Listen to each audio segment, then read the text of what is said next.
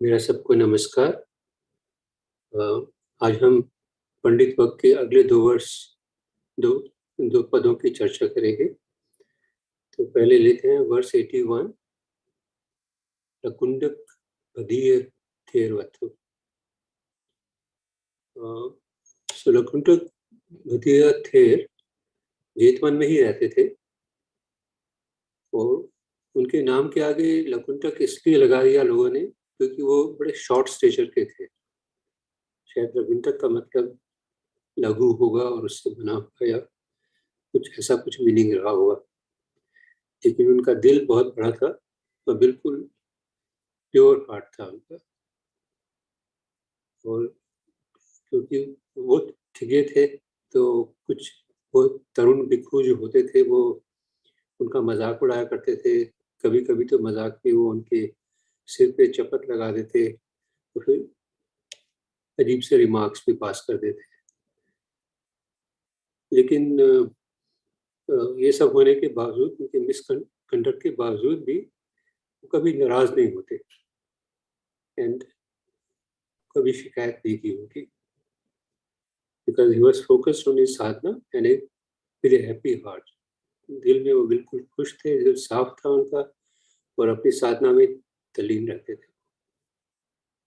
तो एक बार इनकी चर्चा चल पड़ी है धम्म सभा में, जो भिक्षुज की शायद शाम को होती होगी, and he became the subject of discussion.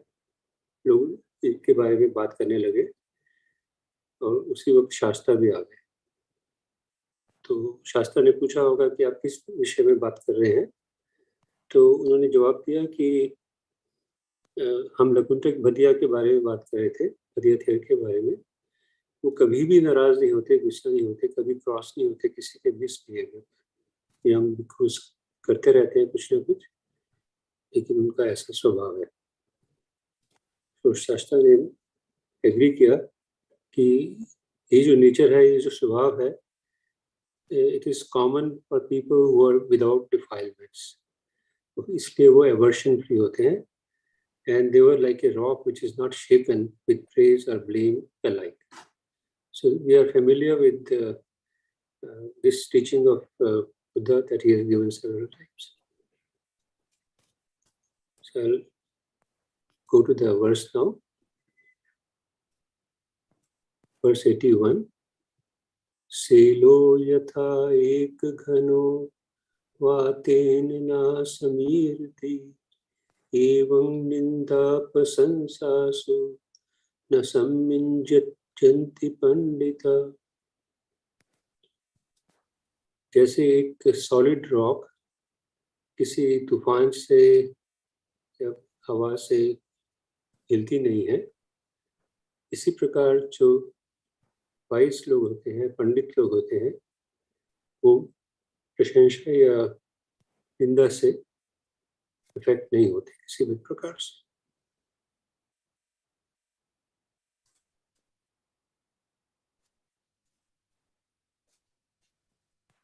अजन मुनिंदो की translation, as solid rock is unshaken by the wind, so are those with wisdom undisturbed, whether by praise or blame. तो सेम मीनिंग है, सेम वर्ड्स का difference. पहले मैं अपनी reflection पढ़ लेता हूँ इसके ऊपर। बेसिकली इसमें एक समता की थीम मुझे नजर आई, जो कि इस वर्ष में भी है और जगह भी है। So we come across this theme of equanimity in the face of lok dhammas like success and failure, loss and gain, praise and blame, fame and disrepute, जो 8 लोक धर्म माने जाते हैं। उनके उनमें से कुछ भी सामने आए, लेकिन हम अपनी समता को नहीं खोते। और ये रिपीटेडली भगवान की टीचिंग में आया है, जैसे मैंने कहा। इन मंगल सूत्र फॉर एग्जाम्पल, भगवान इस क्वालिटी को एक सबसे उत्तम ब्लेसिंग्स मंगल के रूप में बताते हैं एक धम्मा फेरर के लिए। तो शायद ये स्टेज जो होती है जिसमें इन चीज़ों का कोई फर्क नहीं पड़ता हमारे मन पर, Probably it is a state higher than equanimity. समता से भी शायद ऊपर ही होगी, क्योंकि worldly matters are of little concern in this state. क्योंकि इस वर्ष में तो ये भी कहा है कि माइंड में कोई डिफाइलमेंट नहीं है. Effectively, what it means is कि such a person has realized nibbana, who is without asavas, so that conditions do not affect the stillness of his chitta. उनका जो चित्त है वो एकदम शांत और स्टिल रहता है वर्ल्डली धम्मास की एक्सपीरियंस करने में भी. तो हम लोग शायद उस स्टेज पे पहुंचे नहीं हैं, शायद क्यों, बिल्कुल मैं अपने बारे में कह सकता हूँ कि nowhere near that, but having this as an ideal can be very inspirational for our practice. Certainly it can be a great ideal for us and we can keep it in mind.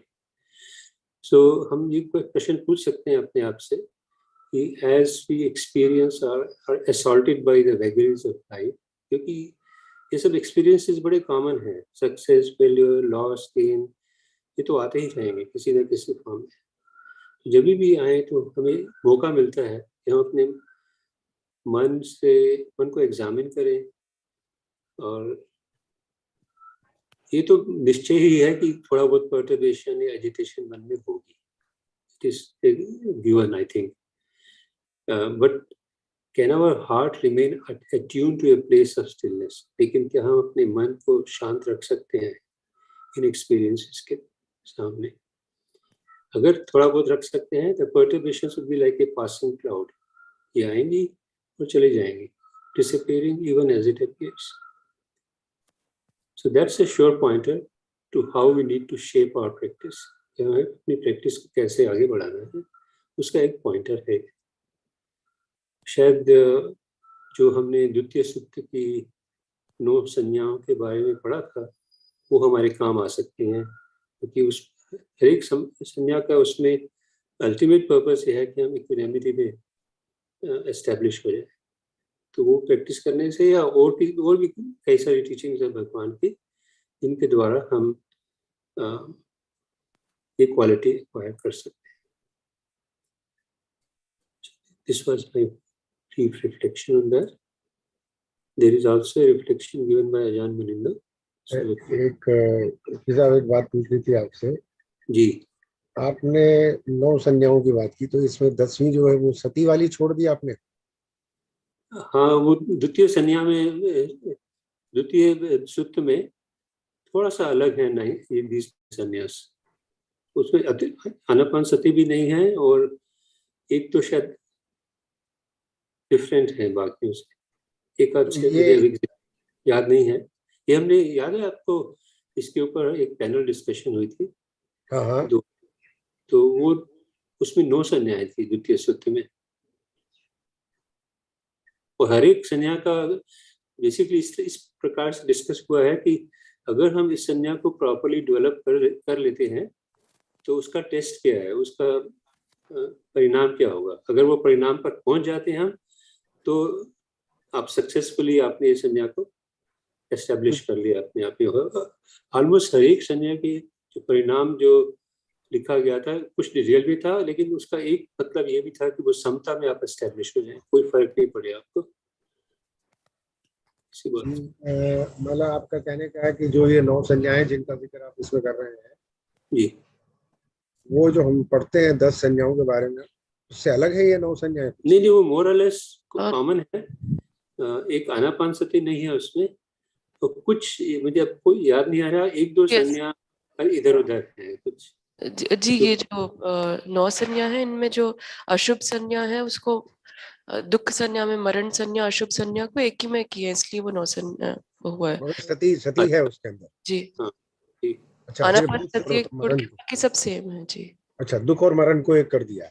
जी. अशुभ संज्ञा को उसी में, अशुभ संज्ञा को और कष्ट संज्ञा जो है उन दोनों को मरण संज्ञा और अशुभ संज्ञा को दुख संज्ञा में ही इनकलकेट किए थे शायद.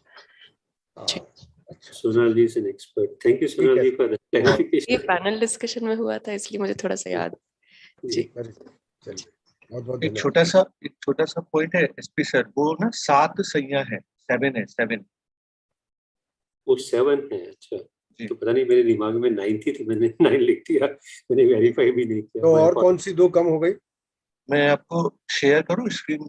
हाँ हाँ अगर- हाँ हाँ, तो क्योंकि मेरे मैं को तो उन Fresh. 10 संज्ञाओं के बारे में पढ़ता हूँ, मैंने पढ़ा ना उन 10 एसपी सर, संज्ञाओं को। अगर आप एक मिनट, हाँ, क्या ये आप कर सकते हैं, आई थिंक सो। ये देखिए ये था, मल्टीपल ये है 7 संज्ञा। विकर्षण संज्ञा, मरण संज्ञा, आहार की प्रतिकूलता की संज्ञा, सभी लोगों में रस ना लेने की संज्ञा, अनित्य संज्ञा, अनित्यता से दुख की संज्ञा, दुख अच्छा। से अनात्मता की संज्ञा। ये संज्ञा और वो संज्ञा, तो इसमें कॉमन जो है वो तो एक तो अनित्य संज्ञा कॉमन है, इसमें अनात्म संज्ञा कॉमन है, और प्रतिकूलता की संज्ञा, मरण संज्ञा, आहार संज्ञा, मतलब ये सारी अलग है। वो अलग चीजें हैं, ये अलग चीजें, एक्सेप्ट फॉर दीज 2, अनित्य संज्ञा और दुख अनात्म संज्ञा। सभी लोगों में रचना कर रही, ये भी एक है, सभी लोगों में रचना होने की संज्ञा, ये भी ठीक है, ये भी उसमें है। बट ये आहार, मरण, विकर्षण, प्रतिकूलता, ये नहीं है उसमें। अच्छा। आहार पर्टिकुलर भी है अंकल जी, बस ये मरण संज्ञा के अंदर अशुभ संज्ञा को ये इनकलकेट, आहार ये भी था उसमें आहार पर्टिकुलर। में 10 संज्ञाओं में आहार संज्ञा नहीं है। हाँ हाँ, मैं कहाँ है हाँ उसमें? जी, देखिए जी। ना, मैं अब गिनाता हूँ। देखिए उसमें क्या है, अनित्य संज्ञा है, उसमें अनात्म संज्ञा है, उसमें विशुद्ध संज्ञा है, कष्ट संज्ञा है, उसमें त्याग संज्ञा, वैराग्य संज्ञा और निरोध संज्ञा, उसके बाद सभी लोगों के प्रति नीरसता की संज्ञा, उसके बाद है कि आहार भी था। संस्कारों के प्रति घृणा की संज्ञा, और लास्ट में है सती। तो आहार की नहीं है उसमें, आहार नहीं है, मरण नहीं है, विकर्षण नहीं है, बाकी 3 है। थोड़ा आई थिंक धर साहब बता रहे थे कि थोड़ा डिफरेंस है इनमें। मैं बता रहा हूँ ना आपको, मैंने आपको गिना दी वो 10 जो संज्ञाएं हैं। तो एक्चुअली अगर यो उनका सारा सबका यूनियन लेंगे ना, तो करीब 12-13 संज्ञा बन जाती है। हाँ, मतलब कहने का है कि अगर हाँ। इनको भी मिला दे वो हाँ। 10, और ये फिर मरण, विकर्षण, आहार और प्रतिकूलता। आहार की प्रतिकूलता ये है आहार शायद, की प्रतिकूलता की चेक संज्ञा, हाँ, ये एक ही चीज है, आहार के प्रतिकूल, मतलब विकर्षण, मरण और आहार, ये 3 इसमें एडिशन होते हैं, 13 हो गई। I think there may be different ways of interpreting it also. हाँ, but segregation is also in different way. I think we can recheck once. Correct. जी. Thank you, Rajendra ji. Thank You you. have very sharp observations. नहीं, मतलब वो तो मैंने पढ़ा था ना, और इतनी दिन पढ़ा लगातार, तो इसलिए मुझे वो सब जी। कंटेस्ट हो गई। तो ये मेरे को थोड़ा सा, एक्चुअली मेमोरी बड़ी कमजोर है ना, तो अगर पढ़ा भी होगा तो याद नहीं है, जब तक उसको बार बार ना पढ़ा जाए। घबराइए नहीं, हम आपके साथ ही हैं इस मामले में। नहीं, ये तो मेरी शुरू से प्रॉब्लम थी। कुछ लोगों को अब होगी, but anyway, in the lightest way. अच्छा, thank you very much. Thank you. ये screen please bear with me, because I sometimes might be नहीं, टॉकिंग। डिस्कशन एनरिच होती है, इसमें बियर होने की बात, इट्स वेरी गुड। प्लीज आपको मेरी स्क्रीन दिखाई दे रही है? अभी नहीं दिखाई दे रही सर। हाँ, तो मुझे दोबारा से शेयर करनी पड़ेगी।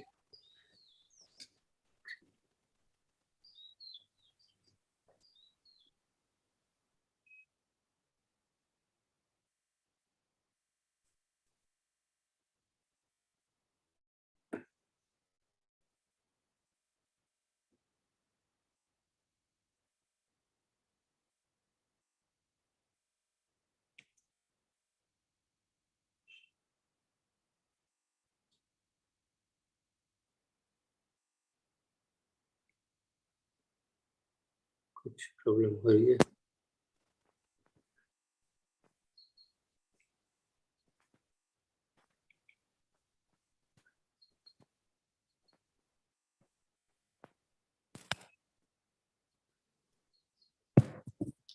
By the time Surendra Prasad ji puts the display back, maybe I can also just remind all of us कि like our teachers have repeatedly told us, जो teachings हैं at least Pali canon में, वो systematically academically organized नहीं है. So हमें इस trap से थोड़ा बचना चाहिए या ध्यान रखना चाहिए कि there are like 10 sannyas or there are 13 sannyas. In different places, for example, we know ki something like dhatu, for instance. In the same sutta, dhatus are described in 6 or 7 different ways, for example. है ना? इसी तरह से मैं अभी अजन जयसारो का कुछ सुन रहा था. Apparently, even the word upekha has 3 different spins to it, 3 different connotations, not exactly all the same. So this is a good way for us to see our own need for structure, for certainty, for the absence of duplication, वगैरह वगैरह. और अगर हमें याद हो, कई हफ्तों पहले जब हम संगीती सुत्त कर रहे थे रात को, तो कोई चर्चा हुई, आई डोंट रिमेम्बर क्या चर्चा थी, बट उसके डाइग्रेशन में धर साहब ने हमें जो माइंड लिबरेशन की तरफ इंक्लाइन हो सकता है उसकी कुछ क्वालिटीज बताई थी. और उसमें कुछ एक क्वालिटी थी malleability, flexibility etcetera. So we can also see that if I have the need for example, इस केस में the sannyas to be exactly these many or those many, or for them to reconcile across suttas, then I can also just notice that need for my own mind to have clarity, certainty, and so on and so forth. Of course, clarity, certainty, reconciliation में in and of itself problem nahi hai, but if that is the tendency, then it's obviously something that number one practically will limit कि मैं teaching को कितना absorb कर सकता हूँ, but also then it might be a tendency in general. So just something that we can, again, it's the issue of process versus content. I keep going back to that theme. Suren ji, if I may ask you, so thank you for this, for putting it like this. ये जो place of stillness है, जो second paragraph है आपका, since we are not at this goal, है ना, where we are entirely fixed in stillness, in upekha, so to say. तो जब लोग, maybe if you can leave the, oh, he's not there, sorry.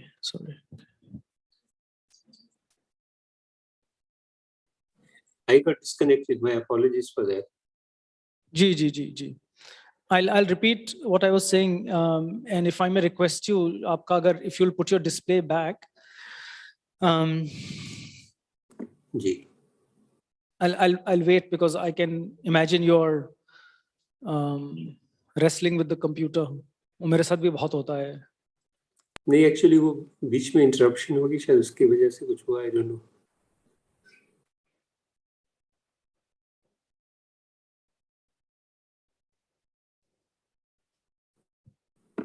Ji, can you see it now? Yeah, thank you, Sanjay. So I was wondering, जो आपने ये stillness, second paragraph में आपने stillness का जिक्र किया है ना, और जहाँ आपने ये भी कहा है that we are not at this goal yet. Now that might mean, for instance, that जो ये लोकीय धम्म है, इनमें perhaps there is something to take cognizance of in terms of growth in dharma. So I'm wondering if you have any insight on what stillness means in a situation जहां अभी हमने पूरी तरीके से हमारा mind विशुद्ध नहीं है ना? So there is actually, for instance, blame might actually have some substance. For instance, loss might have some lesson in it. For instance, failure might point us to the existence of some tendencies. For example, I'm just taking random examples. So I'm wondering, how does one? I'm wondering if we can consider कि ये हमें ये encourage नहीं कर रहा है कि हम indifferent हो जाएं. So that was my chain of thought. If you'd like to say something, that we'll very much welcome that. I think आपने बहुत अच्छा पॉइंट रेस किया है, क्योंकि हम कह तो देते हैं कि पर्टर्ब हो गए लेकिन पर्टर्बेशन चली गई, लेकिन पर्टर्बेशन जाती कैसे है? I think you have to bring your wisdom in place.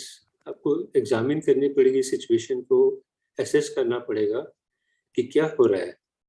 और शायद some of the questions that you have mentioned are the questions that we'll have to address to come back to a place of stillness.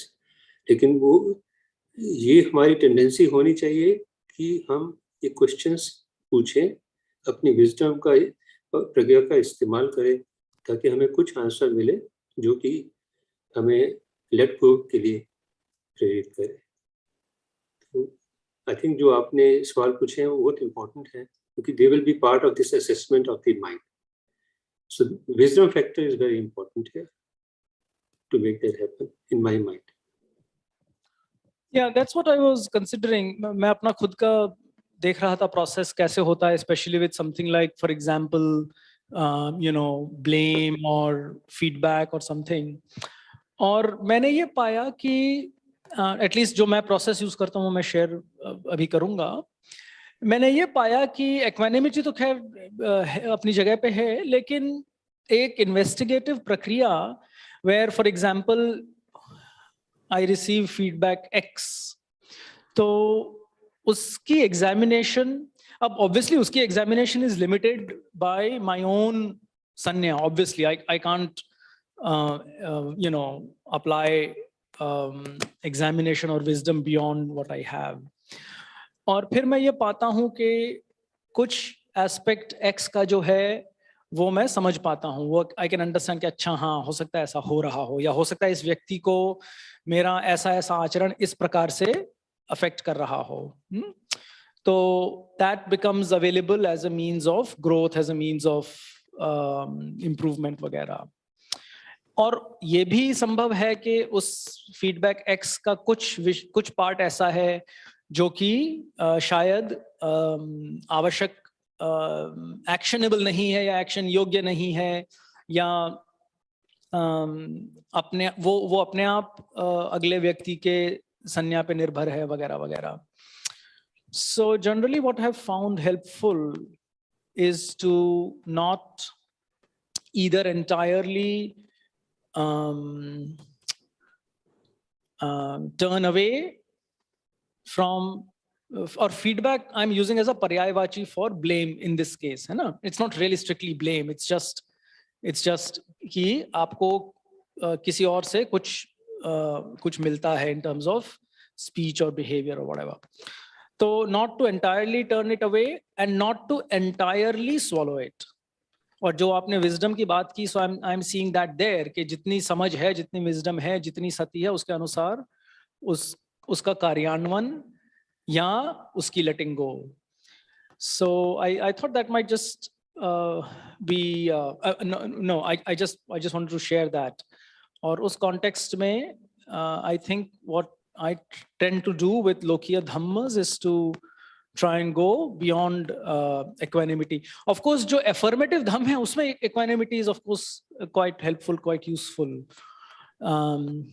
because they have the tendency of being taken personally, especially gain or praise or fame especially actually.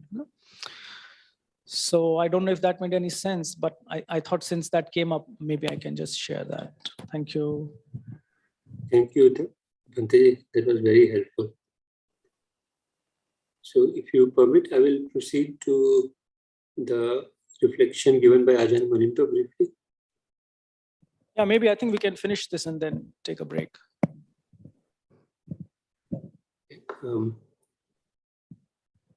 तो अजन मुनिंदो कहते हैं कि ये जो forces of praise and blame हैं, ये हम सब के सामने आती है, no matter who we are and what our calling in life is. So how can we live in this world without becoming victim to these forces? So that's the same question that he's asking, that you were asking. The Buddha says that wisdom is the answer. Whatever the external conditions, when wisdom is firmly established, our hearts remain unshaken. तो basically प्रज्ञा का सबसे strong role है इसमें. Perhaps that is why this pad comes in Pandit Vagga, because it is upon wise people. So wise beings feel the impact of the forces of the world, but don't lose their balance. So I think rather than using the word equanimity, using the phrase losing one's balance. To arrive at wisdom, you must first understand the pain of losing balance. अगर हम balance खो देंगे, तो हम कैसा दुख पैदा करेंगे अपने लिए? Remember that freedom from suffering comes from being mindful of it. So sati also becomes very important here. Feeling hurt by criticism does not mean we have failed. It's okay to be hurt, क्योंकि hurt तो होना स्वाभाविक होता है. लेकिन it points to where and when to be mindful. लेकिन वो hurt feeling को आप recognize करके एकदम mindful हो जाए, सती आपकी active हो जाए. So I think that is the way to go, perhaps. तो आपका question very specifically answer हुआ है शायद मंत्री जी. कुछ हद तक. Thank you. I should probably have waited actually. I jumped ahead. नहीं, that's the discussion was still very useful. Yeah, thanks. इन्होंने एक और भी रिफ्लेक्शन दिया, बट वो इसी लाइंस पे है, तो मैं उसको स्किप कर सकता हूँ. तो या तो हम यहीं रुक जाएं या एक अगला वर्ष देख लें, depending on the time we have. Poonam ji. Yes, we can sit for quite time, I think so. Okay. So we'll stop here. Thank you very much. I also want to share my views on what Bhante ji was saying actually. So मैं बहुत initial stage में blames की बात कर, मतलब मैं initial stage में कि कैसे मैंने handle किया अपनी चीज को. तो मेरी जो normal tendencies जो होती है कि एक reaction करने की जो tendencies है, तो वो बहुत ही apparent और बहुत ही easily accessible होती है actually. So generally when you get blame, then even praise तो खैर अभी नहीं पता, लेकिन blame के लिए ये था कि you really have to calm your mind first actually. Wisdom तो बहुत later stage में, like it takes little time to see through wisdom in it, but before that you really have to calm your mind first and sit with what other person is saying. And even if you don't like how much bad you feel, जैसा भी आपको feeling आ रही है, उसको really have to see what is there, and that itself gives you that wisdom, what the other person is intending, or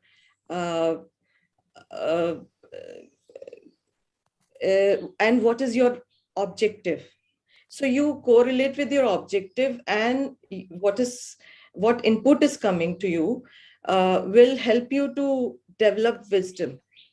I mean, that's how I navigate it. Very good. I think Ajahn Munindo भी शायद कुछ ऐसा ही बोल रहे हैं. बोल रहे हैं कि जब आपको when you feel hurt, reactive होने के बजाय अपना बैलेंस पहले बनाइए. बैलेंस बनाने के बाद ही आप बात को आई थिंक विजडम तक शायद आ पाएंगे. तो आप भी शायद वही कह रहे हैं मेरी समझ में.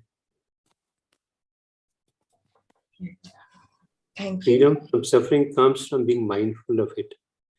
So without making the heart calm, I think all this is impossible. Heart को तो काम रखना ही है. बिल्कुल ठीक कह रहे हैं आप. Actually, if I may push all of ourselves, including myself, ji it is in fact possible कि mindfulness, sati और panya लगभग साथ arise हों. One of the tricks I have found very helpful is जब mindfulness unpleasantness pick up करती है, inevitably unpleasantness जो है वो point कर रही है in terms of dependent origination ji to the existence of some strong perception, है ना? That is what colors basically, as we know technically, feeling को जो color देने वाली agency है वो sanya है ना? So I've noticed that if one tries to be very alert, तो वो जो unpleasant, especially unpleasantness, में काफी जल्दी संभव है संज्ञा को पिकअप कर लेना कि यार इसमें है क्या, what really is the संज्ञा that one is strongly anchored to, attached to. So it is possible to train oneself, at least I have found, for these to arise together. और उस केस में जो सेसेशन है या जो संज्ञा के प्रति आसक्ति को हल्का करने का प्रक्रिया, that actually gets accelerated. So I found that if one pushes oneself, तो unpleasantness can be converted into quite a quick strong learning experience. So Poonam, sure, what you're saying is totally valid. And I'm saying that it's also possible now to push ourselves more. Okay, I try and get balance, but actually, even within that unpleasantness, it is possible to find the perception that's causing that particular contact to be unpleasant in the first place. Sure, I mean, we of course want to first prevent it from moving into the stage of tanha. तो वो तो आप बिल्कुल दुरुस्त कह रही हो. But I'm sort of maybe trying to really, like I said, push ourselves कि उसी वहाँ उस balance से satisfy होना तो खैर अच्छी बात है, होना भी चाहिए, but also we can try and find कि यार हुआ क्या, unpleasantness थी किस वजह से. Yeah, there is a pattern, of course, when you see pattern in it, I totally agree that there is a perception also involved. मतलब अभी आप इतना डेवलप इतने ज्यादा डेवलप तो नहीं देख सकते कि सारे परसेप्शंस को देख सकते, but there are few perceptions you can, I agree, that is the next step, or you can say it goes simultaneously, because when you see your goal, I mean, that is also thing that your goal defines what is your journey will be. So आप जरूरी मतलब like there, क्योंकि perception will change according to your objective or your you know what you're trying to derive from the incident or the, I mean I felt so. Poonam, it's the other way around, है ना? आप खुद देखो कि for example एक voice आपके कानों पे land करती है, उस voice, वो तो it's just voice, isn't it? उसको criticism क्या बनाता है? What makes that voice criticism? Perception. So you see, it's already there. And that's what I'm challenging ourselves to do. कि मुझे इन सज्जन ने या किसी ने कहा something, whatever, yeah? उसको मेरे मन ने यदि criticism label किया, it already means that there is, of course, वेदना के terms में unpleasantness, लेकिन criticism उसको क्या बनाता है? वो already है ना, वो तो already, it's already there. That's what's making it unpleasant in the first place. Like we've learned, Vedana and Sanya will arise together. वो उसमें hidden है, उसमें explicit पतिच्छ समुपाद में नहीं है. So I'm saying we should really push ourselves, क्योंकि like you said, our objective is not just a stable, calm mind. Our objective is visuddhi. So stability से भी अगर हम संतुष्ट हो जाएंगे, which is fine, क्योंकि अनप्लेजेंटनेस कम हो गई है, that's okay, that's all right. But विशुद्धि तब आएगी जब हम उसको we really go after it. And sure, we can do it later on, that's okay. But actually वो opportunity वहीं पर है. उस unpleasantness is the best that, I mean, you remember they teach us, no, cessation is where the suffering is. It's not away from it. So I'm actually just trying to see if we can take the next step also. That's all. So perception is kind of immediately follows from the habits that we have inculcated in our minds. So वो immediate आ जाती है बीच में. मैं आपकी बात समझ पा रहा हूँ कि वो perception होने की वजह से हमें वो criticism लगता है, हम उसको label कर देते हैं कि Exactly, it's already existing, Suren ji, है ना? It's already there. वो बाद में नहीं आएगा. हाँ, वो ठीक है कि मैं उसको शायद बाद में disaggregate कर पाऊँ. That's fair enough. That's okay. That's okay. लेकिन feeling के साथ perception exist करता है. वही तो feeling को pleasant, unpleasant, neutral बनाता है. जी. So in that sense, we can use the technicality to really push ourselves, challenge ourselves. कि यदि किसी चीज को मैं criticism के तरीके से receive कर रहा या कर रही हूँ, और for that matter even praise की तरह अगर मैं receive कर रहा हूँ, you know, even there is perception even there. So thank you very much, Bhante ji and Poonam ji. I will now hand it over to Poonam ji for next part of the program. Thank you, Surendra Prasad ji. Thank you very much. Thank you, Bhante ji. Giving guidance. Thank you so much. So we can sit for quiet time now till 6:50. Thank you.